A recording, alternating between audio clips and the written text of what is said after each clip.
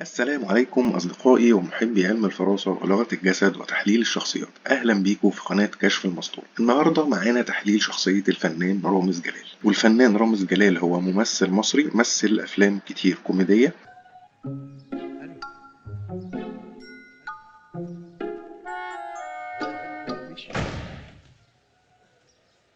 ولكن أكتر حاجة بتشهره هو برنامج المقالب اللي بيعمله كل سنة في رمضان. ايه ده اضحكوا شويه اضحكوا شويه اضحكوا شويه اضحكوا شويه.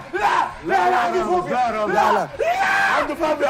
ايه على مالك والله انا استحمل ايه؟ فاحنا النهارده هنحلل شخصيته عن طريق علم الفراسة، واللي ما يعرفش علم الفراسة هو علم بيستدل بيه عن شخصية الإنسان والمعتقدات اللي هو مؤمن بيها والأفكار اللي هو مؤمن بيها عن طريق ملامح الوجه بتاعته. واستأذنك قبل ما نبدأ التحليل تنزل تعمل لايك للفيديو، لأن في ناس كتير بتتفرج على الفيديو بتنسى تعمل لايك، لأن دي أكتر حاجة تقدر تدعم بيها القناة والفيديو ذات نفسه، لأنها بتكون السبب إن اليوتيوب يقدر يقترح الفيديو ده على أكتر عدد من المشاهدين. أول حاجة زي ما اتعودنا دايما إن احنا بنشد خط من جانب الوجه عند منبت الشعر يخترق الحواجب لغاية منبت الشعر في الجانب الآخر، وجينا كده في نص الخط ده وشدينا خط تاني لغاية آخر نقطة في الدقن، بس احنا عايزين نراعي إن هو فاتح بقه سنة صغيرة، فاحنا مش هنكمل الخط لغاية آخر الدقن، هنسيب نفس المسافة اللي هو فاتح بيها الفم بتاعه. ولو جينا خدنا خط تاني كده من عظمة الفك لغاية عظمة الفك في الجانب الآخر، ورسمنا كده الخطين بتوعنا من النقطة دي للنقطة دي ومن النقطة دي للنقطة دي،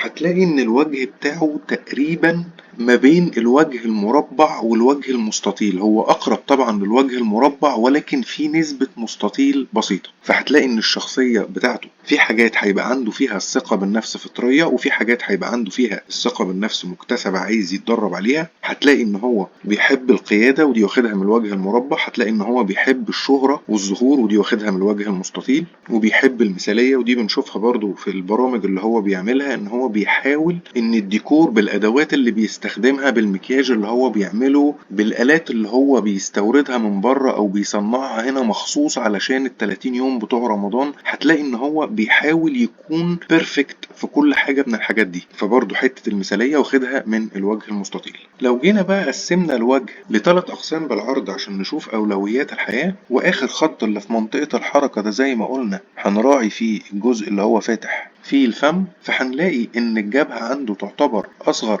منطقة في الوجه، ومنطقة المشاعر ومنطقة الحركة تقريبا قد بعض. يعني منطقة الحركة أكبر سنة صغيرة قوي، ولكن منطقة المشاعر والحركة هما الاتنين أكبر من منطقة الجبهة، فده معناها إن هو شخص عملي ولكن بيميل للعاطفة شوية في تفكيره عن التفكير العقلاني. فهتلاقي دايما الأفلام اللي هو بيمثلها أو البرنامج بتاع المقالب هتلاقيه أفكاره دايما قايمة على الحركة، هتلاقي دايما في الأفلام بيتنطط كتير، حركته سريعة، ردود أفعاله كلها بالحركة، بيتنطط فوق الترابيزات ويقعد يصرخ. خبر اسود ومنال ست النيله.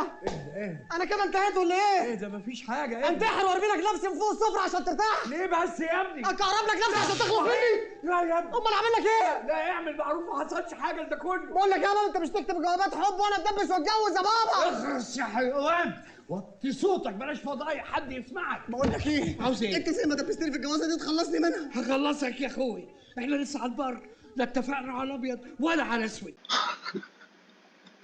وبرضه برنامج المقالب حتى لو كل سنة بيغير الفكرة، ولكن هتلاقي ان الفكرة العامة بتاعت البرنامج قايمة على ان هو المقلب فيه حركة، او عايز اقول رد فعل جسدي مش لغز مثلا هتحله بعقلك. لو جينا بقى على الجبهة بتاعته هتلاقي ان الجبهة عنده مربعة. هو طبعا الشعر هو حلقه مش باين، بس هو هنا كده المكان بتاعه. عندنا برضه هنا في هامة أرملة صغنونة كده، وبعد كده الشعر مسحوب كده لغاية هنا وبعد كده نازل كده. فالجبهة اللي معانا جبهة مربعة وفيها هامة أرملة صغيرة، فهو شخص بيحب التجديد، بيحب التغيير، بيهتم بالأشياء أكتر من الأشخاص. عشان كده هتلاقيه برضو بيهتم زي ما قلت لك بموضوع الأجهزة اللي هو بيقعد يستوردها من بره عشان يعمل مش عارف مشاية حجمها قد إيه، أو يعمل أوضة فيها أنوار منين. يعني بيقعد يعمل اختراعات كده، أفكار كلها تدل على إن اهتماماته بالأشياء المادية مش بالحاجات النفسية والمعنوية. طبعا هامة الأرملة زي ما احنا عارفين بتدل على التمرد، او ان الشخص ما بيحبش ان يبقى فيه قوانين او لوائح تتفرض عليه، تتحكم فيه، تسيطر عليه وتأيده. وده طبعا باين في افكاره المترقعة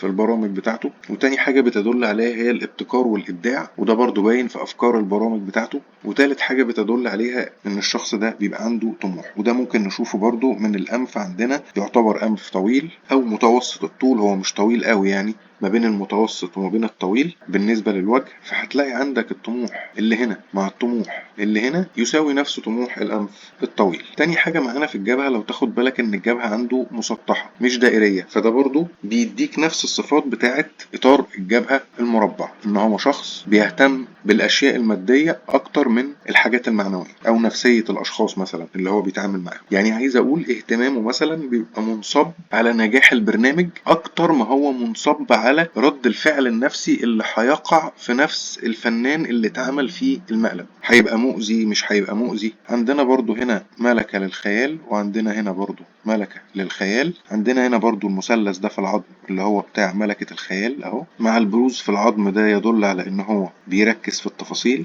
لو جيت بقى على الحاجب نفسه مش هتلاقي ان هو عنده زوايا، هتلاقي ان الحاجب مستقيم كده ونازل بدوران، وهنا برضو الحاجب مستقيم كده ونازل بدوران، ما عندوش زوايا هنا. فمعنى كده ان هو شخص ما بيحبش السيطرة، ما بيحبش يسيطر على الناس اللي حواليه. وبرضو لو تاخد بالك ان عنده هنا الفك مش عريض، فمعنى كده برضو ان هو شخص مش بيحب السيطرة. يعني شعور السيطرة عنده يعتبر شعور متوازن متوسط، ولكن هو عنده اسلوب تاني بيسيطر بيه على الناس. هنشوف الملمح ده لما نوصل. هتلاقي برضو الحاجب عنده خفيف، وده معناه ان هو عنده نوع من المكر في التعامل مع الناس. عندنا برضو اخر الحاجب عنده يعتبر هنا مدبب، وفي الجانب العاطفي برضو مدبب، وفي مدمع العين هنا برضو عندك الزاوية مدببة، وفي الجانب العاطفي برضو الزاوية مدببة. فرامز انسان مخلص ولكن عنده القدرة على الانتقام. طيب هل بينتقم في الاخر ولا مش بينتقم؟ تعال نشوف هنعرف ده منين. لو جينا عند الحاجب هنا في الجانب العملي هتاخد بالك ان بداية الحاجب عنده هنا مدببة، فمعنى كده ان هو في الجانب العملي عنده القدرة على الغدر، وده اول ملمح تضليل هو بيستخدمه علشان يوقع الفريسة في المقلب اللي بيعمله في البرنامج. فكده في الجانب العملي احنا عندنا إخلاص، قدرة على الانتقام، وقدرة على الغدر. فلو موقف حصل بين رامز وشخص غريب عنه والشخص الغريب ده أذاه، في الموقف ده رامز هيفكر في الانتقام، وعشان ملمح الغدر موجود هينفذ الانتقام ده في الشخص. لكن لو تاخد بالك في الجانب العاطفي، لو خدنا خط كده من مدمع العين يطلع لأول الحاجب، هتلاقي ان عنده الجزء ده في الحاجب خفيف جدا. فمعنى كده ان هو في الجانب العاطفي ما عندوش غدر ولكن عنده مكر. فانت عندك هنا اخلاص، وعندك هنا القدرة على الانتقام، وعندك مكر. فلو حد من دايرة الخصوصية بتاعته، اصحابه القريبين قوي او حد من اهله واسرته عمل معاه موقف ضايقه، هيكون رد فعل رامز انه هيعمل فيه حاجة شبه المقلب. يعني الانتقام اللي عنده هيبقى في شكل حاجة ساخرة كوميدية. والتركيبة دي مع بعض صفات الملامح اللي لسه هنقولها هي أصلا اللي جابت لرامز الفكرة في إنه يعمل مقالب في الناس. فأنا معرفش فعلا، بس أنت لو دورت كده على النت على فيديوهات كانوا بيتكلموا فيها مع رامز جلال عن حاجات قديمة أو مع صحابه اللي كانوا معاه زمان، هتلاقي إن هو من زمان بيعمل المقالب دي في صحابه. على ما أعتقد إن هو هيبقى الشخصية دي، يعني دي حاجة جوه التركيبة النفسية بتاعته، إن هو أي حاجة بتضايقه بيقلبها لتهكم وشكل ساخر وكوميدي مع الجزء الكبير بتاع الحركة. فهتلاقي إن الشكل الساخر ده والكوميدي ده طلع في صورة برنامج المقالب ده. ولو جيت كمان في الجزء الخفيف اللي عنده في الحاجب ده، هتلاقي ان هو نازل ممتد كده لغاية قصبة الانف. فهو كمان في الجانب العاطفي عنده صفة جلد الذات، يعني دايما بيراجع افعاله ودايما بيلوم نفسه على الحاجات اللي هو بيحس انها غلط. فالملمح ده مع ان الجزء بتاع المشاعر عنده اطول من الجزء بتاع التفكير، فهتلاقي ان هو بيميل للجانب العاطفي شوية في ردود افعاله. مع الاطار الخارجي للاذن لو تاخد بالك ان هو يعتبر اطار رفيع في الجانب العملي وفي الجانب العاطفي، فده معناها ان هو شخص ما بيعرفش يسيطر على ردود افعاله. فعشان كده في الجانب العملي هينتقم، ولكن في الجانب العاطفي مش هيقدر ينفذ الانتقام. ممكن يفكر فيه وفي الاخر ما ينفذوش، او هيتقلب معاه للشكل الساخر الكوميدي بتاع المقالب. لو جينا بقى للمسافة اللي ما بين الحاجب، لو تاخد بالك لو قسنا المسافة الحقيقية اللي ما بين الحاجب هتلاقي ان هي تعتبر مسافة كبيرة. لو بصيت في الصور بتاعت رامز القديمة هتلاقي ان المسافة دي كانت ضيقة، يعني كان عنده خصوصية وكان بيهتم بخصوصية الناس، ولكن الملمح ده اتغير عنده، فهو دلوقتي ما بقاش بيهتم بالخصوصية قوي وما بقاش بيهتم بكلام الناس ورأي الناس فيه قوي.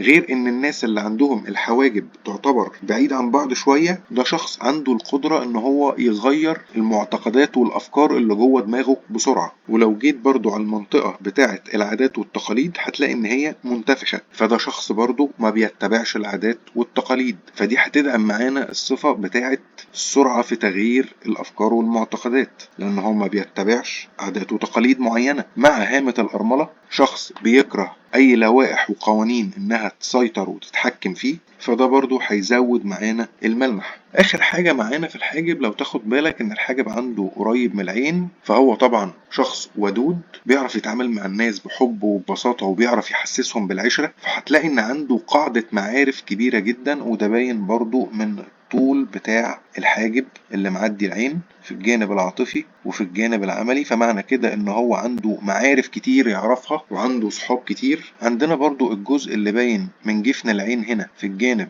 العاطفي، وهنا بسيط قوي قوي قوي قوي، يعني يكاد يكون مش موجود، فهو تقريبا في الجانب العملي عنده العين التحليلية، ولكن في الجانب العاطفي عنده افتراض النية الطيبة مع كل الناس اللي في دايرة الخصوصية بتاعته، هو بينتظر منهم كل الحاجات الكويسة، ولكن في الجانب العملي عينه لما بتقع على حاجة بتحلل كل حاجة فيها، وده معناها ان هو برضو ما بيفترضش النية الكويسة مع الناس اللي بيتعامل معاهم في الجانب العملي. يعني هو مش مفكر ان كل الناس اللي حواليه في الجانب العملي وحشين، لا، هو في قرارة نفسه ما بينتظرش منهم النية الكويسة ولا سوء النية، ولكن هو بيحلل الشيء علشان يقدر يحدد اذا كانت دي نية كويسة ولا نية سيئة.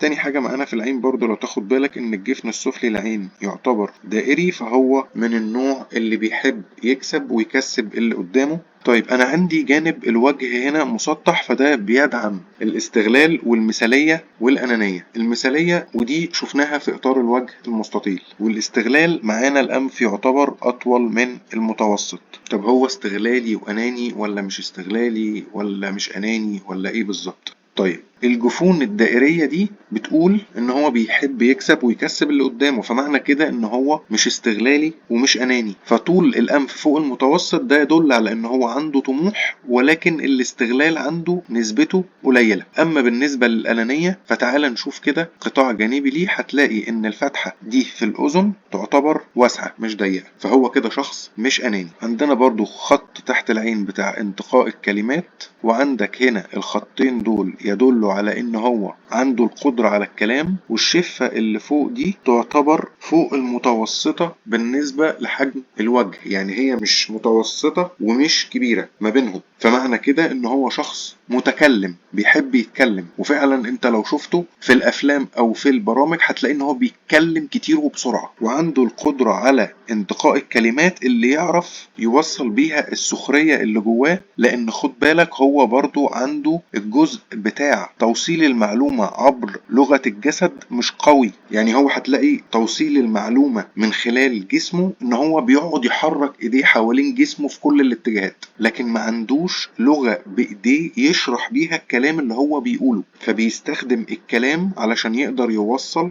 اللي جواه. وفعلا هو بينجح في القصة دي، بيعرف يستفز اللي قدامه او بيعرف يضحك اللي قدامه وبيعرف يوصل السخرية اللي جواه كويس. لو جينا على الأنف هتلاقي إن الأنف عندنا فيها اعوجاج في البداية بتاعتها، ولو رسمنا خط كده هتلاقي إن هي مايلة للجهة العملية. فالاعوجاج اللي في الأنف هنا ده تاني ملمح تضليل هو بيستخدمه علشان يقدر يبين للشخص اللي قدامه مشاعر مختلفة عن المشاعر الحقيقية اللي جواه، فبالتالي بيقدر يوصل للفريسة في البرنامج إحساس معين، ولكن الإحساس ده غير الإحساس اللي جواه أصلا، والقدرة دي هو بيقدر يعملها من ملمح التضليل. أما بالنسبة للإعوجاج اللي موجود في فتحات الأنف الإعوجاج ده للجهة العملية، فمعنى كده إن هو بيهتم بالحاجات العملية اللي هتجيب له فلوس. فلو جينا بصينا على العين هنلاقي إن عنده الجفن اللي فوق دائري مش مثلث في الجانب العملي والعاطفي، فمعنى كده إن هو شخص مش مادي، مش بيجري ورا الفلوس. ولكن لو بصيت على فتحة الأنف، تعال نروح كده في القطاع الجانبي هتبقى باينة، هتلاقي إن فتحة الأنف عنده تعتبر واسعة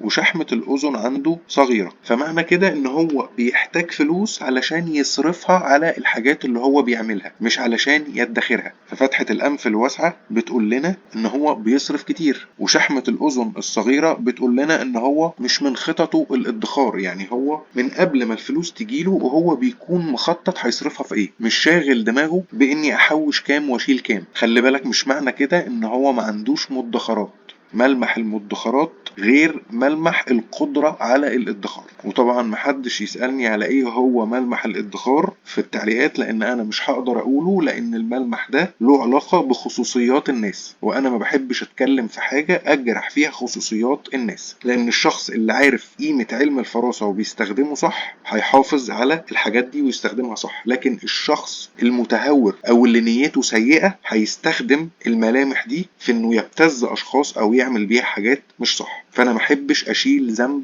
حاجة انا معرفهاش في نية الانسان. هنلاقي برضو عندنا الانف يعتبر عنده اطول من المتوسط شوية في العرض، فهو مش تابع برضو، هو رأيه يعتبر من دماغه، ولكن عنده تقبل للمشورة، يعني هو بتبقى الفكرة ممكن من دماغه ولكن بيستشير فيها الناس اللي هيشتغلوا معاه في تنفيذ الفكرة دي. طيب هل هو بيتقبل النقد بقى طالما بيتقبل المشورة؟ هقول لك لا، هو مش بيتقبل النقد لأن عنده المسافة بتاعت الشارب دي تعتبر قصيرة. خلي بالك بقى الشخص اللي عنده الجزء بتاع الشارب ده قصير، مش معنى ان هو مش بيتقبل النقد ان هو ما بيقبلش اي نقد من اي حد. المعلومة دي مغلوطة وعايزين نصلحها. معنى كلمة انه ما بيتقبلش النقد معناها انه ما بيتقبلش النقد الهجومي او النقد السيء، لكن لو كان نقد بناء باسلوب محترم هيتقبله وممكن ما يعملش بيه. انما الشخص اللي عنده الجزء بتاع الشارب ده طويل وبنقول عليه بيتقبل النقد، ده برضو مش هيتقبل النقد بشكل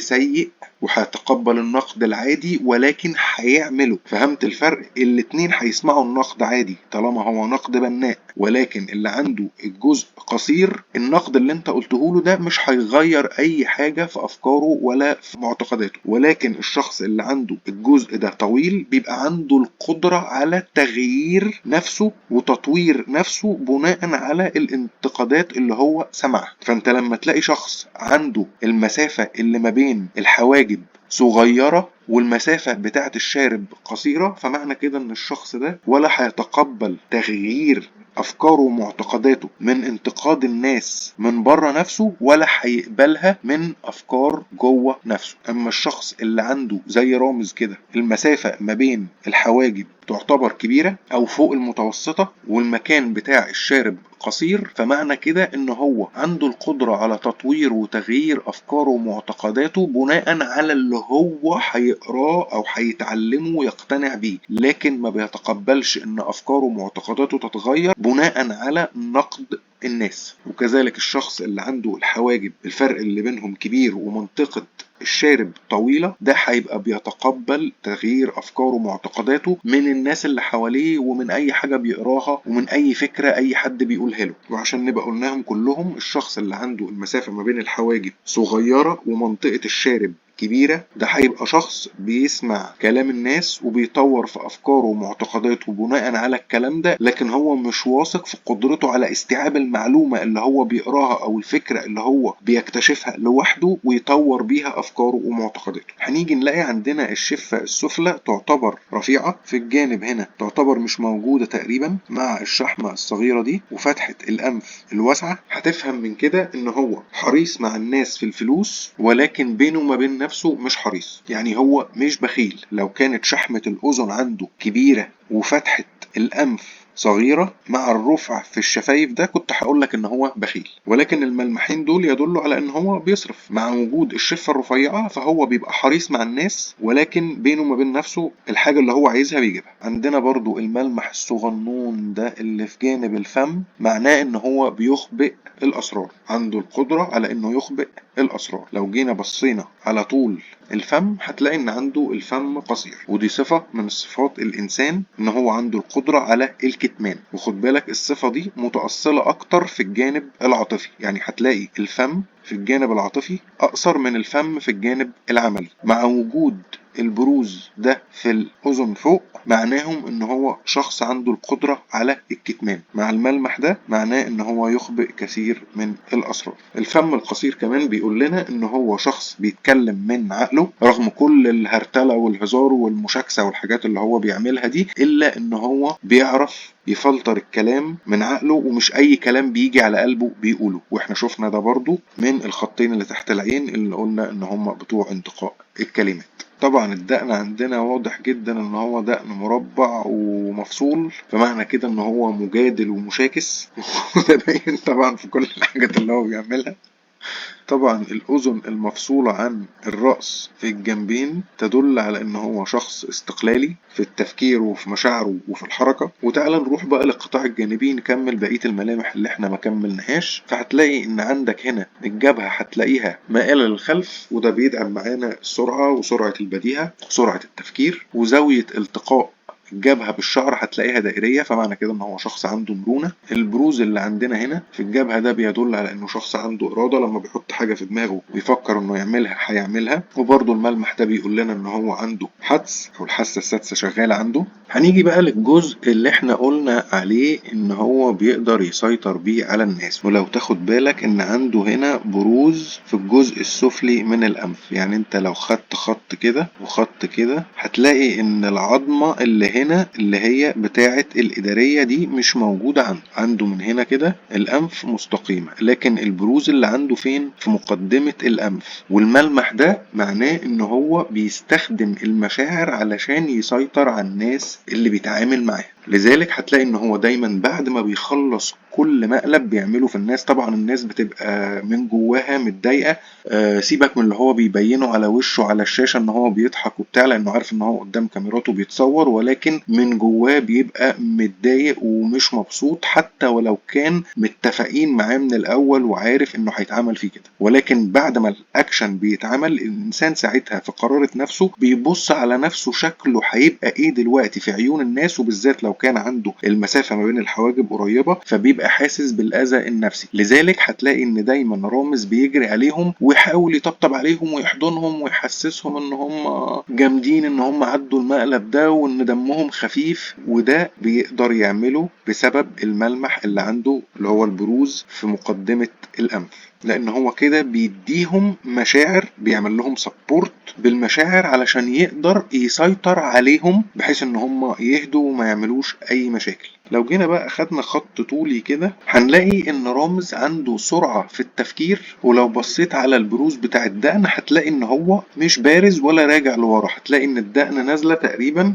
مستقيمة، يعني هو عشان بس فاتح بقه. لو قفل الفم عنده هتلاقي ان الجزء بتاع الدقن ده بقى لمس الخط الازرق، فمعنى كده ان هو عنده البروز بتاع الدقن متوسط، فهو في الحركة ولا هو بطيء ولا هو سريع، متوسط السرعة في التنفيذ، ولكن السرعة عنده في التفكير. لو جينا برضو خدنا خط كده هتلاقي ان الاذن تقريبا اعلى سنة صغيرة من الحاجب، وده معناه ان هو شخص واقعي بيفكر بواقعية. ولو جينا برضو خدنا خط كده نشوف زاوية الميل بتاعة الأذن هتلاقي إن الأذن مايلة للخلف، وده معناها إن هو شخص عنده نوع من المهارة والإبداع، وده اللي كان بيدعم معانا برضو الملمح بتاع هامة الأرملة. هتيجي تلاقي عنده برضو الرأس من الخلف تعتبر مستقيمة، وده معناها ان هو شخص تقدمي بيفكر دايما في الحاجات المستقبلية. عشان كده دايما هتلاقي الافكار بتاعة البرنامج بتاع المقالب بتاعه دايما هتلاقيه بيجيب فيه اجهزة جديدة وبيستخدم افكار جديدة محدش شافها قبل كده. لو جينا برضو الاطار الاذن هتلاقي ان اطار الاذن الخارجي يعتبر اطار دائري، فمعنى كده ان هو شخص عنده اذن موسيقية. وده كان تحليل شخصية الفنان رامز جلال. اتمنى يكون الفيديو ممتع والشرح يكون مفيد، ولو عجبك الفيديو اعمل لي لايك، ولو ما عجبكش اعمل برضو، ولو ما كنتش لسه اشتركت في القناة اشترك في القناة، واترككم في رعاية الله وأمن.